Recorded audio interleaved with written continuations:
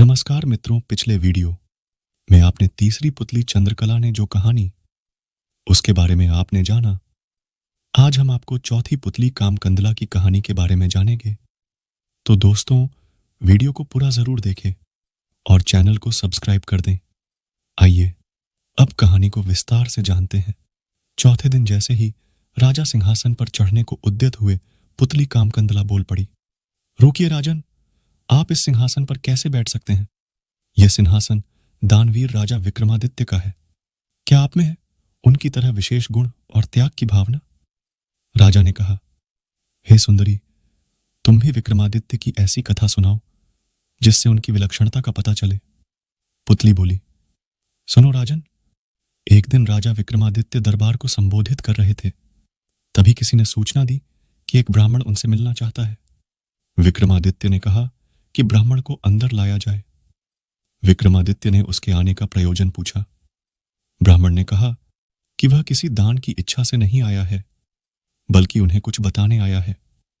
उसने बताया कि मानसरोवर में सूर्योदय होते ही एक खंभा प्रकट होता है, जो सूर्य का प्रकाश ज्यों-ज्यों फैलता है ऊपर उठता चला जाता है, और जब सूर्य की गर्मी अपनी पराकाष्ठा पर होती है तो वह साक्षात सूर्य को स्पर्श करता है। ज्यों-ज्यों सूर्य की गर्मी घटती है, छोटा होता जाता है तथा सूर्यास्त होते ही जल में विलीन हो जाता है। विक्रमादित्य के मन में जिज्ञासा हुई कि आखिर वह कौन है। ब्राह्मण ने बताया कि वह भगवान इंद्र का दूत बनकर आया है। देवराज इंद्र का आपके प्रति जो विश्वास है, आपको उसकी रक्षा करनी होगी। आगे उसने कहा कि सूर्य देवता को घमंड है कि समुद्र देवता को छोड़कर पूरे ब्रह्मांड में कोई भी उनकी गर्मी को सहन नहीं कर सकता। देवराज इंद्र उनकी इस बात से सहमत नहीं है। उनका मानना है कि उनकी अनुकंपा प्राप्त मृत्युलोक का एक राजा सूर्य की गर्मी की परवाह न करके उनके निकट जा सकता है। वह राजा आप हैं। राजा विक्रमादित्य को अब सारी बात समझ में आ गई। उन्होंने सोच लिया कि प्राणोत्सर्ग करके भी सूर्य भगवान को समीप से जाकर नमस्कार करेंगे तथा देवराज के उनके प्रति विश्वास की रक्षा करेंगे। उन्होंने ब्राह्मण को समुचित दान दक्षिणा देकर विदा किया तथा अपनी योजना को कार्य रूप देने का उपाय सोचने लगे। भोर होने पर दूसरे दिन वे अपना राज्य छोड़कर चल पड़े। एकांत में उन्होंने मां काली द्वारा प्रदत्त दोनों बेतालों का स्मरण किया। दोनों बेताल तत्क्षण उपस्थित हो गए। विक्रम को दोनों बेताल ने बताया कि उन्हें उस खंभे के बारे में सब कुछ पता है। दोनों बेताल उन्हें मानसरोवर के तट पर लाए।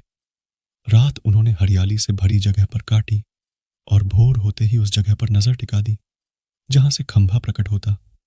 सूर्य की किरणों ने जैसे ही मानसरोवर के जल को छुआ, एक खंभा प्रकट हुआ। विक्रमादित्य तुरंत तैरकर उस खंभे तक पहुंचे। खंभे पर जैसे विक्रमादित्य चढ़े जल में हलचल हुई और लहरें उठकर विक्रम के पैर छूने लगीं। ज्यों-ज्यों सूर्य की गर्मी बढ़ी, खंभा बढ़ता रहा। दोपहर आते आते खंभा सूर्य के बिल्कुल करीब आ गया। तब तक विक्रम का शरीर जलकर बिल्कुल राख हो गया था। सूर्य भगवान ने जब खंभे पर एक मानव को जला हुआ पाया तो उन्हें समझते देर नहीं लगी कि विक्रम को छोड़कर कोई दूसरा नहीं होगा। उन्होंने भगवान इंद्र के दावे को बिल्कुल सच पाया। उन्होंने अमृत की बूंदों से विक्रम को जीवित किया तथा अपने स्वर्ण कुंडल उतारकर भेंट कर दिए। उन कुंडलों की यह विशेषता थी कि कोई भी इच्छित वस्तु वे कभी भी प्रदान कर देते। सूर्यदेव ने अपना रथ अस्ताचल की दिशा में बढ़ाया तो खंभा घटने लगा। सूर्यास्त होते ही खंभा पूरी तरह घट गया और विक्रम जल पर तैरने लगे। तैरकर सरोवर के किनारे आए और दोनों बेतालों का स्मरण किया। बेताल उन्हें फिर उसी जगह लाए जहां से उन्हें सरोवर ले गए थे। विक्रम पैदल अपने महल की दिशा में चल पड़े। कुछ ही दूर पर एक ब्राह्मण मिला जिसने बातों बातों में कुंडल मांग लिए। विक्रम ने बिना एक पल की देरी किए बेहिचक उसे दोनों कुंडल दे दिए। पुतली बोली, बोलो राजन, क्या तुम में है वह पराक्रम कि सूर्य के नजदीक जाने की हिम्मत कर सको? और अगर चले जाओ तो देवों के देव सूर्यदेव के स्वर्ण कुंडल किसी साधारण ब्राह्मण को दे सको? अगर हां, तो इस सिंहासन पर तुम्हारा स्वागत है। राजा पेशोपेश में पड़ गया और इस तरह चौथा दिन भी चला गया।